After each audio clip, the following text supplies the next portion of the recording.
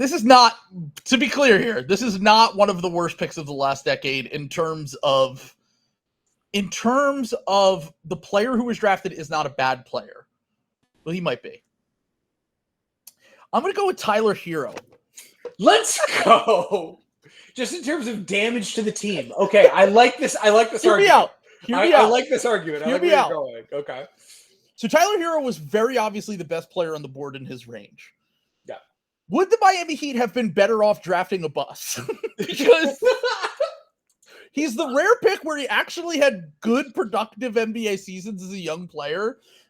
But it's the Wiggins thing you just talked about where he gets the max contract.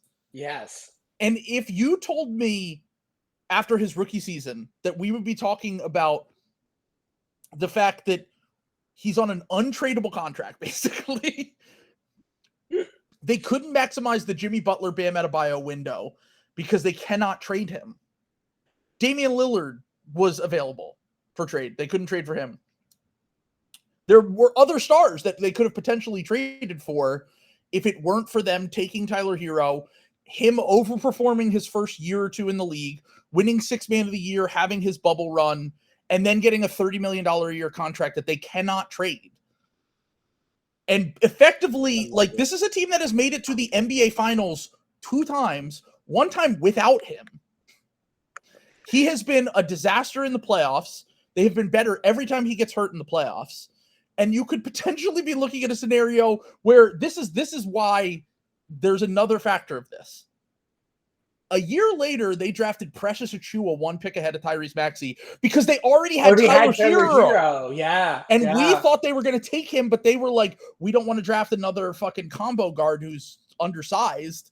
And Herro was coming off the bubble, so they were like, we're not going to draft, like, They didn't draft for best player available. If they had just went that direction and possibly taken Tyrese Maxey the next year in the 2020 draft, I'm just saying, I think they would have been way better off. They would have had a trade chip in Maxey to trade for whatever star became available. They would have not had to give Herro this contract.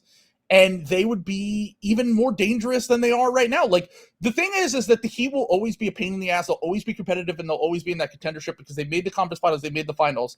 When in reality, unless there's a serious injury, they have zero chance to win those NBA finals because they just get to a point where they don't have enough talent. Like, they have enough competitive grind and good players to get to that point, but they can never get over the top. And Herro is the main piece blocking that. Yeah, we just read off all of the guys who went after that, and they were all pretty bad. You know, your Romeo Langford, Sekou Doumbouya, Chuma Okeke, whatever. But you drop down a tier. These were guys who absolutely could have gotten drafted in this range. The 3 picks after those guys we just listed out were Matisse Thybulle, Brandon Clark, and Grant Williams. But what I'm saying is, all of those guys could have been fine for the Miami Heat. But what I'm saying is that what if they just drafted Sekou Doumbouya and then by his 3rd year he was just off the team? Yeah. But they still could have been potentially drafting Tyrese Maxey the next year true. And also just making trades. Like, would it suck to miss on the pick? Yes, but no one would have blamed you and you would have not ended up in the current situation that you're in. So I'm going galaxy brain. So if Tyler Herro doesn't have the bubble 30-point game, right? Yeah. Does that mean, and he's not there to like buoy the offense? Does that mean that? Yeah, I guess yeah. They definitely could have ended up picking Maxey, or do they end up drafting Cole Anthony because they're like a couple picks higher? It's also It's also possible that is the case. Yeah. Although because it's regular season record, right? But Tyler Herro was doing pretty well in the regular season still. He was good. He actually had a game winner against the Sixers that season, I remember. And like literally won them a game in that season, I remember. But there is the butterfly effect thing of like, what if they're slightly worse the next year because Herro was like kind of effective as a rookie? There's always that. But just what we know now, like they could have taken Maxey. Honestly, another guy, just real quick, I know for a fact, I'm almost positive that that Desmond Bane pre-draft was working out in Miami.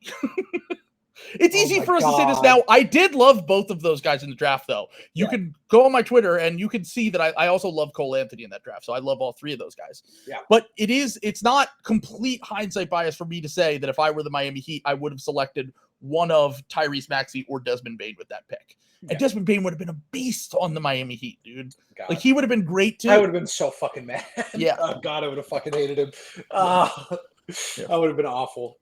That's Yeah, a good so- one. You cooked there. That's exactly the kind of thing I was looking for, and I can't I was believe putting the pieces together, and I was like, this is kind of this is a damaging pick, despite being, if you did a redraft, he would still go top 10.